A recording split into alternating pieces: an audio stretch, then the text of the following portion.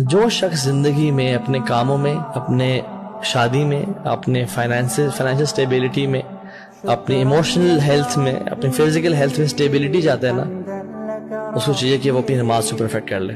ठीक है। जो शायद उसकी शादी में डिले हो, उसकी फाइनेंसेस में डिले हो, उसकी जिंदगी में मसाइल और परेशानियां हो, वो अपनी नमाज को डिले करना शुरू कर दे। ये असूल मैंने देखा है। ठीक है। हर चीज पे कॉम्प्रोमाइज हो सकता है बट नमाज पे कॉम्प्रोमाइज नहीं हो सकता।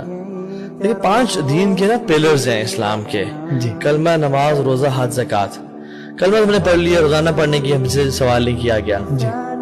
रमजान के रोजे एक दफा रखने हैं, हज जिंदगी में एक दफा करना है, ज़कात साल में एक दफा देनी है। सिर्फ एक सुतून है जो डेली बेसिस पे मुझे और आपको करना है, और जिस रब ने 24 घंटे दिए उसको 24 मिनट देने वापस।